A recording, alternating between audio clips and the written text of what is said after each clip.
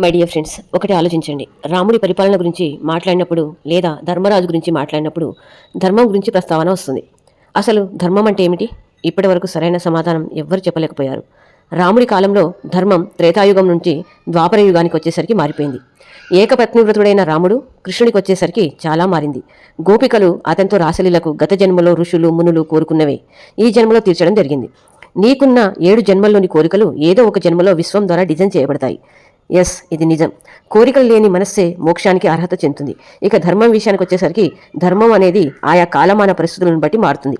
కావున సమయానుకూలంగా ఇతరులకు ఇబ్బంది కలగకుండా నువ్వు నడుచుకునేది ధర్మం. రాముడిలాగా కృష్ణుడిలాగా మనం ఉండలేం. వారు చేసినంతగా కఠిన తపస్సులు మనం చేయలేం. అందుకే గొప్పవాళ్లను అనుసరించాలి తప్ప అనుకరించకూడదు. మీరు ఎవరితో పోల్చుకోకూడదు. వీటన్నిటిని పక్కన పెడితే ఇక్కడ డబ్బు ఎలా సంపాదించాలి? డబ్బు ధర్మంగా ఎలా సంపాదించాలి? సంపాదించడానికి మనం ఏం ఊహించాలి? ఏం పొందాలి? కోరికల్ని ఎలా తీర్చుకోవాలి? మన కుటుంబానికి సరిపడా అవసరాలని ఎలా సమకూర్చాలి?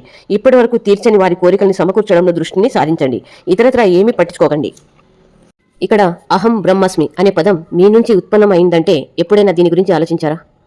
బృహదారణ్య కోపానిషత్తు చెబుతుంది అహం బ్రహ్మస్మి. ఒక్కసారి ఆలోచించండి. ఇక్కడ ప్రతిదీ మీ మానసికంగా జరిగిన సంఘర్షణల నుంచే ఉద్భవించిందే తప్ప వేరు కాదు. అంటే నీ అవసరాన్ని ఆలోచించిన మరుక్షణం నుండి సృష్టి ప్రారంభమైందన్నమాట. ఇక్కడ సృష్టించబడినవన్నీ నీ బ్రెయిన్ నుంచెలే సృష్టించబడ్డాయి. నువ్వు అవసరాన్ని కోరుకున్నావు, విశ్వం తీర్చింది. వీటన్నిటిని బలంగా కోరికతో నువ్వు సృష్టించుకున్నవే, క్రియేట్ చేసుకున్నవే. అందుకే మీరు అహం బ్రహ్మస్మి అని చెప్పబడింది. ఇక్కడ ఉపనిషత్తే నీవే సృష్టికర్త. ఎస్, నువ్వే క్రియేటర్వి. నీ జీవితానికి నువ్వే క్రియేటర్వి అయినప్పుడు మంచైనా చెడైనా నీ నుండే రావాలి. నువ్వు మంచిని క్రియేట్ చేసుకుంటే నీ లైఫ్ మంచిగా ఉంటుంది. నువ్వు చెడుని క్రియేట్ చేసుకుంటే నీ లైఫ్ అంతా చెడ్డగా ఉంటుంది. ఇక్కడ ఏదైనా క్రియేట్ చేసుకునేది నువ్వే, నీ ఆలోచన నుంచే వస్తుంది. ఇంత చక్కగా చెప్పినప్పుడు మీరు దేని గురించి ఆలోచించి ఏం సృష్టించుకుంటారు? అర్థమైందా?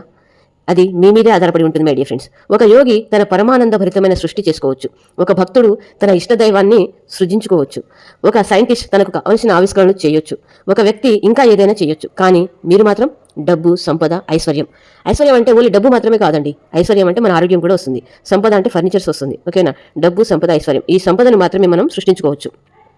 ఎందుకంటే పై వాటన్నిటిలో మనకు ఏం పని లేదు. ఈ భౌతిక ప్రపంచంలో మనుగడ సాగించడానికి డబ్బే ప్రధాన కారణం. ఎస్, ఎటు నుంచి ఎటొచ్చినా కూడా చివరికి డబ్బుతో 99% పనులు అయిపోతాయి. డబ్బు లేకుండా ఒక్క అడుగు వేయలేని పరిస్థితి. వీలైనంతగా డబ్బు సంపాదనను సృష్టించుకోండి, క్రియేట్ చేసుకోండి. దానితో ఇప్పటి వరకు మిగిలిపోయిన మీ కోరికల్ని అనుభవించండి మై డియర్ ఫ్రెండ్స్. ఒక స్థాయికి వచ్చాక సంకల్ప మాత్రైనా సృష్టి అలవాటై అహం బ్రహ్మస్మిగా నిలిచిపోతారు. ఎస్, ఇది నిజం. గత జన్మలోని శాపాలు, పాపాలు మిమ్మల్ని పట్టి పీడిస్తున్నాయి. ఎస్, మీ జాతకరీత్యా మీ గ్రహస్థితి బాగలేదా? ఏం చేసినా కలిసి రావడం లేదా? పనులన్నీ దగ్గరకొచ్చి ఆగిపోతున్నాయా? జీవితం మీద విసుగొస్తుందా? మీరు మంచివారే, కానీ ఎప్పుడు నిన్నే అందరూ మోసం చేస్తున్నారా? మీరు ఏ జ్యోతిష్యుడి దగ్గరికి వెళ్ళినా, ఏ బాబా దగ్గరికి వెళ్ళినా మీ ఇంట్లో ఏదో ఉంది, అలాగే పైవన్నీ చెప్తారు. అవునా కదా? ఒక్కసారి గత జన్మలో మీరేం చేశారని అడగండి. వారి దగ్గర సమాధానం ఉండదు. గత జన్మ కర్మఫలం అంటే సరైన నిర్వచనం చెప్పమనండి. ఎవ్వరు ఏం చెప్పలేరు. ఎందుకంటే అవన్నీ ఏమీ ఉండవు గనక. మీరు నమ్మారు కావున ఏదో పూజా విధానం చెప్తారు. అసలు మీ జీవితం గురించి మాట్లాడే అధికారం వారికి ఎవరిచ్చారు? మీ జీవితాన్ని ఎవరో శాసించడం ఏంటి? ఇవన్నీ హాస్యాస్పదంగా లేవు? ఒక్కసారి మనసు పెట్టి ఆలోచించండి మై డియర్ ఫ్రెండ్స్. గత జన్మ కర్మలు, పాపాలు, శాపాలు అంటూ ఏమీ లేవు. మీరు గత జన్మలో మీ పూర్వీకుల పరిస్థితుల కారణంగా మీరు పేదరికపు ఆలోచనలతో కూడి మీ సుప్త చేతనాత్మక మనసు అంటే మీ పైనల్ గ్లాండ్ వాటిని పట్టుకొని ఈ జన్మ తీసుకున్న కారణంగా మీరు పేదరికాన్ని అనుభవిస్తున్నారు. అంతే తప్ప మరేది కాదు. ఇప్పుడు మీ యొక్క పీయూష గ్రంథి అంటారు తెలుగులో, పైనల్ గ్లాండ్లోని డిజైన్ని మార్చడం వల్ల మీరు ధనవంతులైపోవచ్చు. పదే పదే పదే మీరు ఏదైతే చెప్తారో అదే జరుగుతుంది మై డియర్ ఫ్రెండ్స్.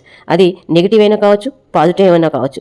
పదే పదే డబ్బు, సంపద, ఐశ్వర్యం అనే పదాలని మీ యొక్క సబ్కాన్షియస్ మైండ్కి గట్టిగా పట్టించండి. మీరు తింటున్నా, నడుస్తున్నా, వాకింగ్ చేస్తున్నా, ఎవరితోనైనా మాట్లాడుతున్నా, ఏదున్నా మీ మనసులో మాత్రం డబ్బు, సంపద, ఐశ్వర్యం, డబ్బు, సంపద, ఐశ్వర్యం, డబ్బు, సంపద, ఐశ్వర్యం అనే పదాలు పదే పదే చెప్పండి. 100% రిజల్ట్ వస్తుంది. ఇతర విషయాలను పక్కన పెట్టండి. చాలా సులభంగా మీరు డబ్బుతో పాటు అన్ని సంపాదించవచ్చు. ఇక్కడ ఆంజనేయ స్వామి ఇంత ధైర్యంగా అంటే ఇంత శక్తివంతుడు ఎలా అయ్యాడంటే తను ఎప్పుడు శ్రీరామ్ శ్రీరామ్ శ్రీరామ్ శ్రీరామ్ శ్రీరామ్ అనే పదం పదే పదే పదే చెప్పడం వల్ల, ఆ ఆలోచనలు ఉండడం వల్ల, అంటే పాజిటివ్ ఆలోచనలు ఉండడం వల్ల నెగిటివ్ ఆలోచన అనేది ఇన్నర్ మైండ్ అనేది తీసుకోదు మై డియర్ ఫ్రెండ్స్. ఏదైతే ఇన్నర్ మైండ్ తీసుకుంటుందో అది జరుగుతుంది. కాబట్టి తనకి ఆంజనేయ స్వామికి ఎక్కడ నెగిటివ్ థాట్ అనేది వెళ్ళడం అనేది జరగదు. కాబట్టి 24 అవర్స్ ఆ శ్రీరామ్ శ్రీరామ్ అనే పదం ఆ పాజిటివ్ వర్డ్. కాబట్టి ఆ వర్డ్‌ని చెప్పడం వల్ల అతను అంత శక్తివంతుడు అవ్వడం జరిగింది. మనం కూడా ఏం జరిగినా కూడా పదే డబ్బు, సంపద, ఐశ్వర్యం, డబ్బు, సంపద, ఐశ్వర్యం.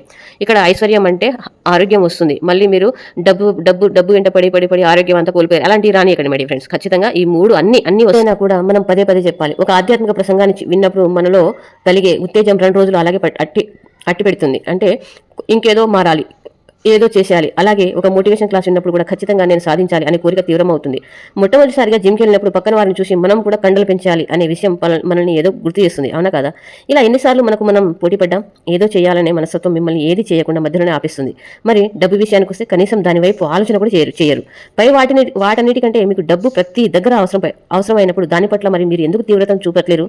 అంటే మీ అవసరాలకు సరిపడా ఎలాగోలా అప్పు చేయొచ్చు అనే భావన మీకు ఏ ప్రయత్నం చేయకుండా చేసింది. కావున అత్యవసర పరిస్థితుల్లో తప్ప ఎక్కువ మొత్తం డబ్బు అవసరమైనప్పుడు మాత్రమే పై వాటన్నింటిలో ఏదో చేసేయాలనిపిస్తుంది. ఇప్పుడు మాత్రం సరిగ్గా పట్టుకోండి. డబ్బుపై ఆలోచనలు తీవ్రంగా పెంచండి మై డియర్ ఫ్రెండ్స్. అలాగే పట్టి ఉంచండి. మళ్ళీ మొదలు పెట్టండి. ఒక్కొక్కటిగా మీరు డబ్బు, సంపద, ఐశ్వర్యం, దాని స్వరూపం, మర్యాద, ప్రేమ ఇలా ఒక్కొక్కటిగా ప్రయత్నించండి. ఇన్ని రోజులు డబ్బును అసహించుకున్న రోజులు ఎన్నో ఉన్నాయి. ఇప్పుడు మాత్రం ప్రేమించండి డబ్బుని. ప్రేమకు ఏదైనా లొంగుతుంది. వీలైనంతగా ఎక్కువ మొత్తంలో సంపాదించండి. ఇక మీ జీవితంలో అత్యవసర సమయాన్ని తీసేయండి. ఎప్పుడు సమృద్ధి, సంపద, సంపూర్ణత్వాన్ని కలిగి ఉండండి. మీరు మీ జీవితానికి ఒక లైన్ వేసుకోండి. కష్టాలు ఎప్పటి వరకు ఉంటాయి అంటే 40 సంవత్సరాల వరకు. ఆ తర్వాత అలవాటైపోతాయి. జోక్ బాగుంది కదా? ఎస్. ఇప్పుడు మీకున్న వయసుకి ఒక లైన్ గీయండి. ఇక నుండి మీ జీవితం అంతా సుఖమయంగా, ఆనందమయంగా ఉండడానికి మీరేం చేయాలో నిర్ణయం తీసుకోండి మై డియర్ ఫ్రెండ్స్. అది ఉన్నతంగా సకల సంపదలతో కూడి ఉండడానికి మీరు చేసే ప్రయత్నం ఇప్పటివరకు ఈ ఆలోచనే. అసలు ఈ ఆలోచన మీకు రాలేదు కదా? ఉన్న జీవితంలో సర్దుకుపోవడం, అలవాటుగా మార్చుకోవడం వల్ల కొత్తగా ఆలోచించలేకపోయారు. ఇక్కడ తమ జీవితంలో గొప్ప మార్పును సంతరించుకున్నారు. మీరు ప్రయత్నించండి. మెల్లమెల్లగా మార్పు చెందడానికి అడుగులు వేయండి. ఒకేసారి మార్పు రావడం అనేది కొంచెం వెళ్ళిపోవడం జరుగుతుంది. ఇక్కడ మీరు ఏదైనా మీ మనసుకు పట్టించవచ్చు. ఒకసారి డబ్బు, సంపద మీ మనసుకు స్వీకరించిందంటే చిన్నప్పటి పద్యంలో జీవితాంతం వదిలిపెట్టరు. దానికి తోడు మీ శరీరంలో ప్రతి కణం ఉన్నతత్వానికి అలవాటు పడేట్టు తీర్చిదిద్దండి. ఒక మనసు శరీరం ఏకమైనప్పుడు సంపద మీకు ఖచ్చితంగా తోడవుతుంది. ఆ సంపదతో ఐశ్వర్యాన్ని సృష్టించండి. వీటికి సరిపడా డబ్బు దానంతా అదే వచ్చి చేరుతుంది. మీరు సంపద పనులు కావచ్చు అనే విషయాన్ని నిరంతరం పట్టి ఉంచండి. ఎస్, మీరు ఇచ్చేవారుగా తయారవుతారు ఖచ్చితంగా. అసలు మీరు మీ జీవితంలో ఒక కప్పైనా గెలిచారా? లేదా ఒక మెడలైనా సాధించారా? ఒక అవార్డైనా తీసుకున్నారా? ఇలాంటి వాటికి దూరంగా ఉన్నారు కదా?